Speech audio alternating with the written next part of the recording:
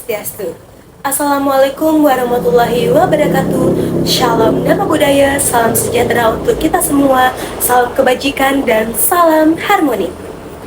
Selamat pagi Bapak dan Ibu dosen serta rekan-rekan teman sekalian. Perkenalkan, nama saya Nika Demi Tagi Fadi Putri. Saya dengan NIM 2411031134 dan saya merupakan mahasiswa Universitas Pendidikan Ganesha dari kelas M dengan nomor absen 15. Nah, pada kesempatan kali ini, saya akan memaparkan skenario pembelajaran PPKN di sekolah dasar yang telah saya rancang.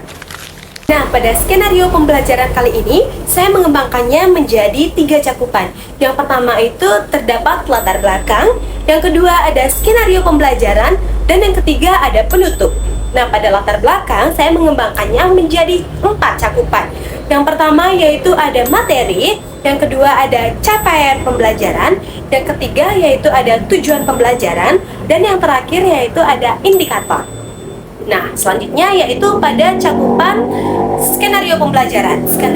Pada cakupan ini, saya mengembangkannya menjadi 2. Yang pertama yaitu model pembelajaran dan metode pembelajaran yang digunakan.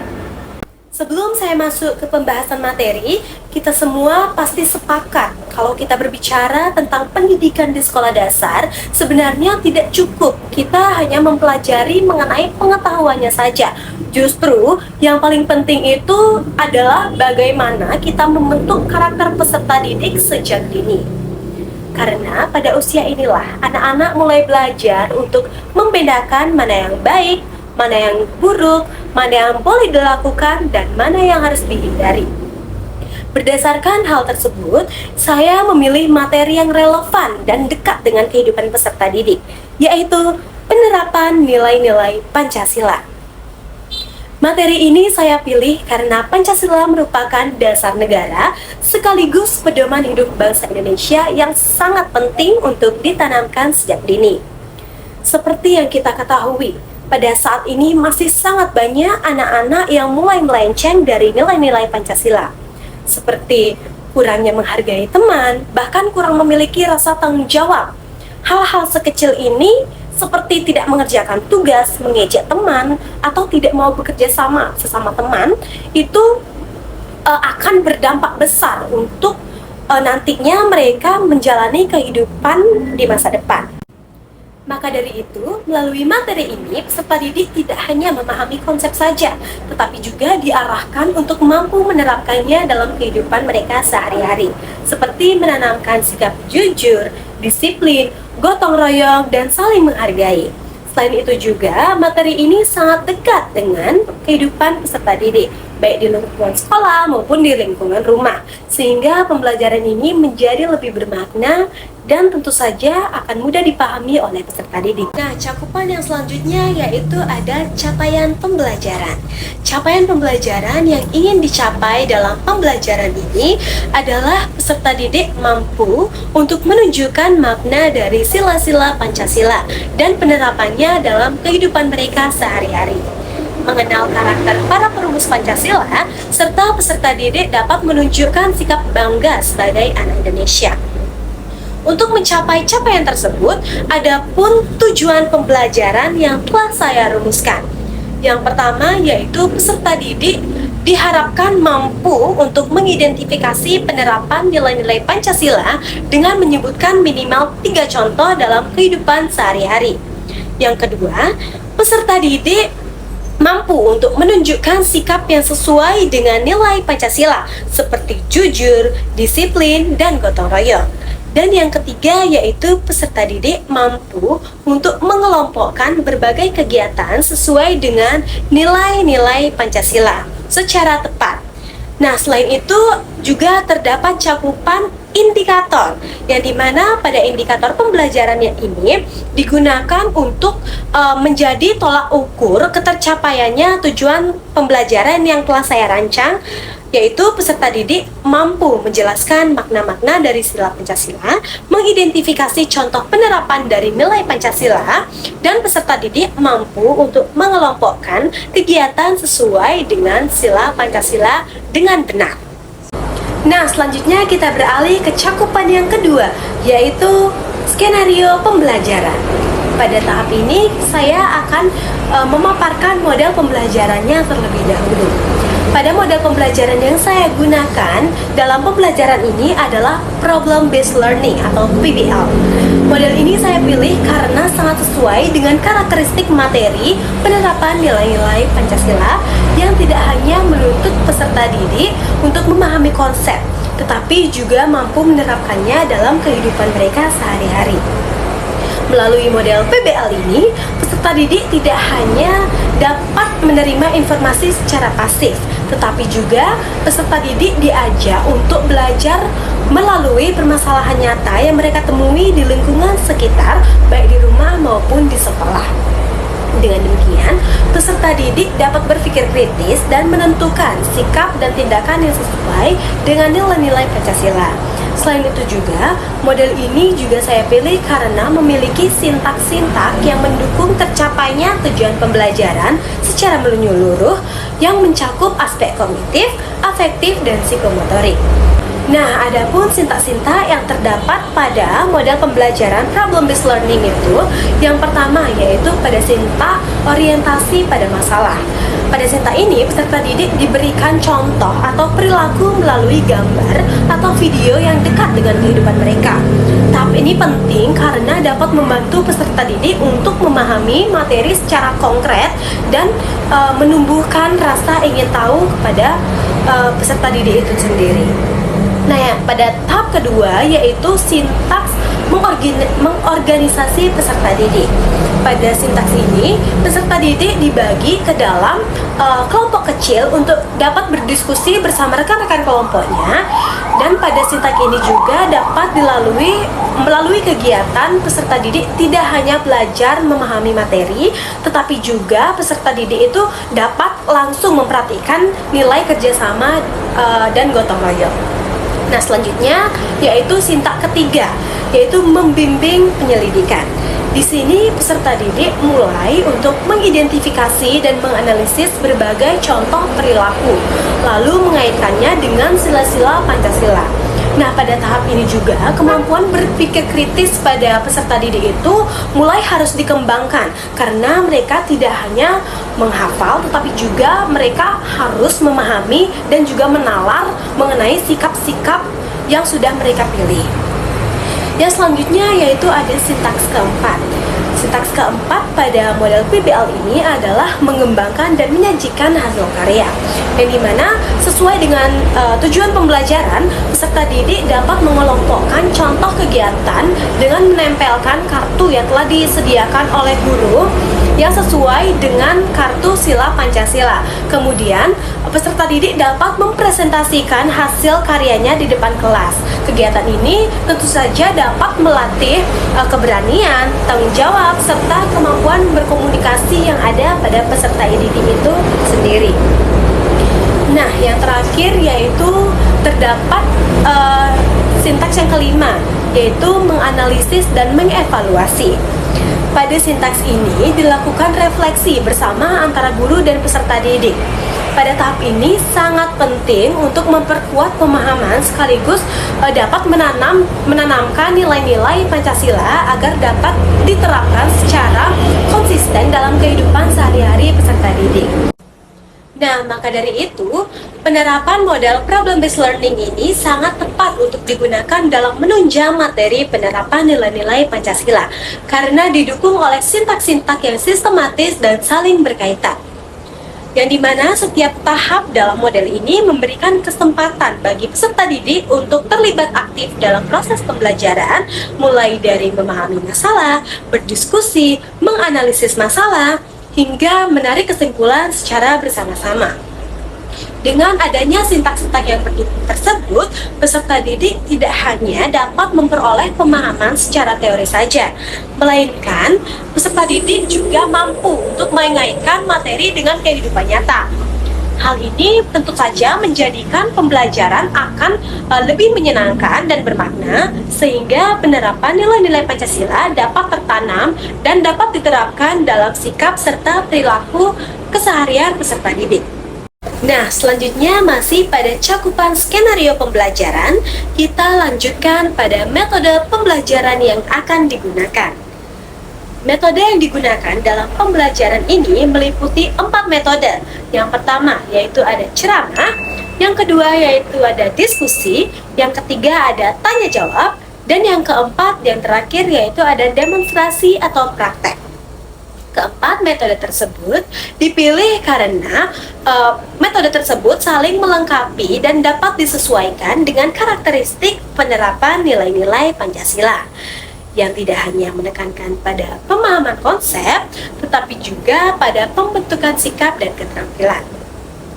Nah, dengan kombinasi metode ini, pembelajaran menjadi lebih variatif, interaktif, dan bermakna bagi peserta didik. Adapun alasan saya untuk memilih keempat metode tersebut. Yang pertama, metode ceramah dapat digunakan sebagai tahap awal pembelajaran atau pengenalan materi kepada peserta didik untuk memberikan pemahaman dasar terkait materi penerapan nilai-nilai Pancasila.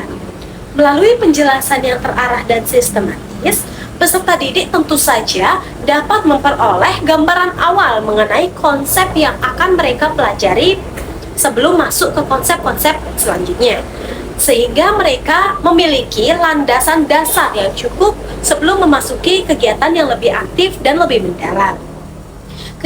Metode yang kedua yaitu adanya metode diskusi. Metode diskusi ini digunakan untuk melatih kerjasama dan kemampuan bertukar pikir antara peserta didik. Dalam kegiatan diskusi, peserta didik tidak hanya belajar untuk memahami materi, tetapi juga belajar untuk menghargai pendapat orang lain, mengumpulkan ide, serta dapat menyelesaikan permasalahan secara bersama-sama. Hal ini secara langsung akan menanamkan nilai gotong royong dan toleransi yang merupakan bagian dari nilai-nilai Pancasila. Dan yang ketiga, yang selanjutnya yaitu ada metode tanya jawab. Metode tanya jawab ini dimanfaatkan untuk menggali, mengarahkan, dan memperkuat pemahaman peserta didik. Melalui pertanyaan yang diberikan oleh guru ataupun teman-teman sejawatnya, peserta didik itu nantinya dapat mengemukakan atau dapat berpikir kritis, aktif, dan reflektif terhadap materi yang dipelajari. Selain itu, metode ini juga dapat membantu guru untuk mengukur sejauh mana sih peserta didiknya dapat memahami materi mengenai penerapan nilai-nilai Pancasila ini. Dan yang terakhir yaitu adanya metode demonstrasi atau praktek. Metode demonstrasi ini digunakan agar peserta didik dapat melakukan praktik secara langsung, seperti mengelompokkan atau menempelkan kartu sesuai sila dari Pancasila. Melalui kegiatan ini, peserta didik itu nantinya akan belajar dengan cara learning by doing, sehingga materi ini menjadi lebih konkret, mudah dipahami, dan tidak mudah dilupakan oleh peserta didik nantinya.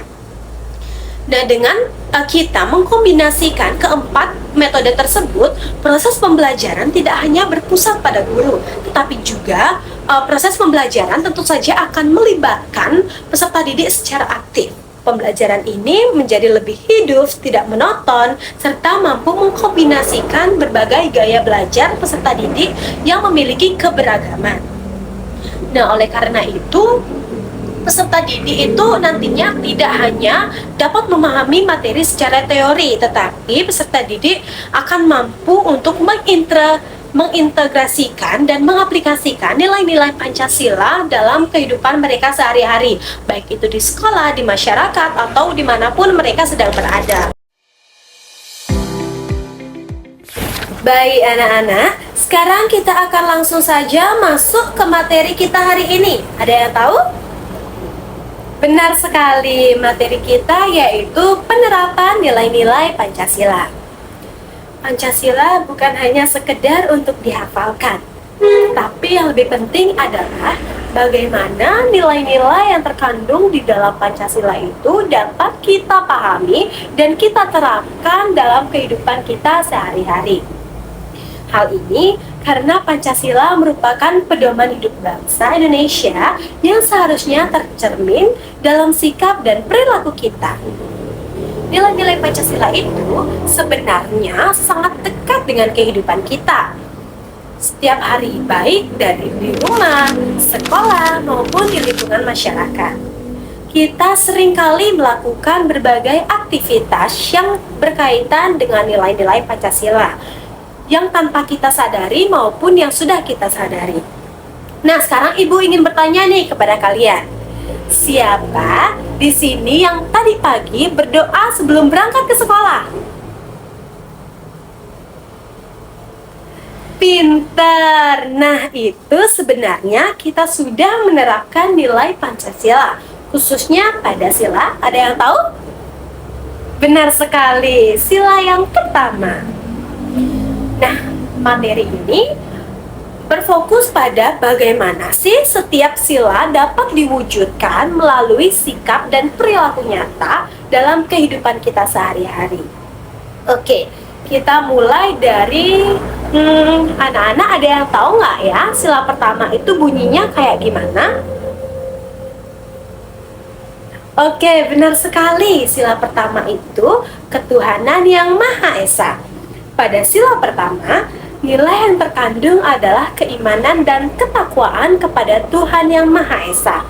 Penerapannya dapat dilakukan melalui kebiasaan yang sederhana, seperti berdoa sebelum dan sesudah melakukan kegiatan, menjalankan ibadah sesuai dengan kepercayaan masing-masing, serta kita juga dapat menerapkannya dengan menghormati teman yang memiliki agama yang berbeda, atau kita melakukan toleransi. Nah, sikap ini mencerminkan toleransi dan saling menghargai antar sesama, yang sangat penting dalam kehidupan kita bermasyarakat. Nah, selanjutnya pada sila kedua. Kalian ada yang tahu bagaimana bunyi sila kedua? Betul, sila kedua itu berbunyi kemanusiaan yang adil dan beradab. Sila ini mengandung nilai kemanusiaan, empati, dan keadilan. Dalam kehidupan sehari-hari, nilai ini dapat diterapkan dengan bersikap saling menghargai, tidak mengejek teman, serta memiliki kepedulian terhadap teman dan orang lain. Misalnya, membantu teman yang sedang mengalami kesulitan, atau menunjukkan sikap yang sopan santun dalam berinteraksi. Hal ini sangat penting untuk menumbuhkan rasa empati dan kepedulian sosial sejak dini. Nah, kita langsung saja beranjak pada sila ketiga. Kalian tahu nggak sih gimana bunyi sila ketiga Pancasila? Benar sekali, bunyi dari sila ketiga Pancasila yaitu Persatuan Indonesia. Pada sila ini, nilai yang terkandung yaitu adanya nilai persatuan, kebersamaan, dan cinta tanah air. Kita dapat menerapkan nilai sila ini dengan cara kita menanamkan sikap menjaga kerukunan, tidak membeda-bedakan teman, serta mampu bekerja sama dalam kegiatan kelompok. Selain itu, penggunaan bahasa Indonesia yang baik dan benar sebagai bahasa persatuan juga menjadi salah satu bentuk nyata adanya penerapan sila ini. Nilai persatuan ini sangat penting untuk menjaga keutuhan bangsa kita, bangsa Indonesia. Kemudian kita beralih pada sila keempat, yaitu kerakyatan yang dipimpin oleh hikmat kebijaksanaan dalam permusyawaratan perwakilan. Sila ini mengandung nilai yang demokrasi, musyawarah, dan dapat menyesuaikan dengan lingkungan sekitar. Nah, tentu saja dalam kehidupan sehari-hari kita dapat menerapkannya melalui kegiatan diskusi atau musyawarah yang telah kita lakukan untuk mengambil keputusan bersama. Dalam proses tersebut, kita belajar untuk menghargai pendapat dari orang lain, mendengarkan teman dengan baik, serta tidak memaksakan kehendak. Sikap ini sangat penting dalam kehidupan bermasyarakat dan berdemokratis. Nah, yang terakhir yaitu pada sila kelima, yaitu keadilan sosial bagi seluruh rakyat Indonesia. Sila ini mengandung nilai keadilan dan penuh tanggung jawab. Penerapannya dapat kita lakukan dengan bersifat adil, tidak pilih kasih, dan mau berbagi dengan teman. serta dapat melaksanakan tugas dan kewajiban dengan penuh tanggung jawab. Nah, nilai ini penting untuk menciptakan adanya kerukunan antar individu dan lain sebagainya. Nah, dengan memahami dan menerapkan kelima sila tersebut, peserta didik ataupun kalian tidak hanya mengetahui isi dari Pancasila secara teori, tetapi juga kalian harus mampu untuk mengamalkan nilai-nilai Pancasila itu di kehidupan kalian masing-masing. Melalui pembiasaan yang dilakukan secara terus-menerus, nilai-nilai Pancasila itu akan tertanam dalam diri kalian masing-masing dan dapat menjadi bagian dari karakter kalian nantinya. Dan nilai Pancasila itu juga akan memberikan dampak yang sangat positif bagi karakter kalian di masa depan. Nah, dengan kita mempelajari penerapan dari nilai-nilai Pancasila tersebut, nilai ini tentu saja tidak hanya berfokus pada aspek pengetahuan, tetapi juga Ibu mengharapkan kalian itu juga bisa mengimplementasikan semua nilai-nilai Pancasila yang baik di lingkungan sekolah, di rumah, maupun di masyarakat. Nah, perilaku yang mencerminkan nilai-nilai Pancasila ini tentu saja akan berguna untuk kalian nantinya sebagai generasi penerus bangsa Indonesia yang akan meneruskan bagaimana negara ini akan berkembang, dan sehingga nantinya itu kalian itu tidak mengambil keputusan yang salah untuk menerapkan nilai-nilai yang tidak baik untuk di lingkungan kalian masing-masing. Maka dari itu, pembelajaran mengenai materi penerapan nilai-nilai Pancasila sangat diperlukan untuk menumbuhkan karakteristik kalian nantinya. Nah, selanjutnya di sini saya akan menjelaskan mengenai media pembelajaran yang saya gunakan untuk menjelaskan materi mengenai penerapan nilai-nilai Pancasila. Nah, media yang saya gunakan adalah kartu masalah atau problem card yang berisi ilustrasi perilaku yang tidak sesuai dengan nilai-nilai Pancasila. Nah, media ini berfungsi untuk membantu peserta didik untuk memahami materi secara konkret. Dan media ini juga nantinya akan berfungsi untuk melatih berpikir kritis peserta didik serta menganalisis masalah sesuai dengan model pembelajaran yang saya gunakan, yaitu model pembelajaran problem based learning. Nah, adapun cara menggunakan media ini adalah nanti guru akan membagi peserta didik menjadi kelompok kecil yang heterogen. Kemudian setiap kelompok akan diberikan kartu yang berisi ilustrasi masalah. Peserta didik diminta untuk mengamati dan menganalisis isi dari kartu, mengidentifikasi permasalahan yang terjadi, serta menentukan sila Pancasila apa yang dilanggar, serta memberikan solusi yang sesuai dengan nilai-nilai Pancasila yang seharusnya dilakukan.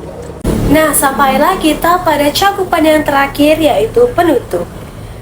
Baik, demikian pemaparan skenario pembelajaran yang telah saya sampaikan. Melalui penerapan model dan metode yang dirancang secara tepat dan terintegrasi, tujuan pembelajaran dapat tercapai dengan baik, tidak hanya pada aspek pengetahuan, tetapi juga pada aspek sikap dan keterampilan peserta didik secara menyeluruh. Pembelajaran ini memberikan pengalaman belajar yang bermakna, di mana peserta didik tidak hanya memahami nilai-nilai Pancasila saja secara konseptual, tapi juga peserta didik itu nantinya mampu untuk mengimplementasikannya dan menerapkannya secara nyata dalam kehidupan mereka sehari-hari.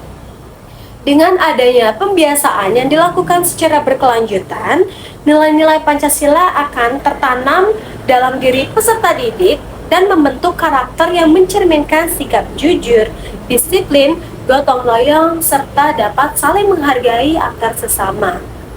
Dengan demikian, pembelajaran Pancasila tidak hanya menjadi sekedar materi di kelas saja, tetapi penerapan nilai-nilai Pancasila ini benar-benar menjadi pedoman dalam bersikap dan berperilaku dalam kehidupan sehari-hari peserta didik. Baik, atas perhatian Bapak dan Ibu dosen dan teman-teman sekalian, saya ucapkan terima kasih. Om Santi Santi Santi Om. Wassalamualaikum warahmatullahi wabarakatuh.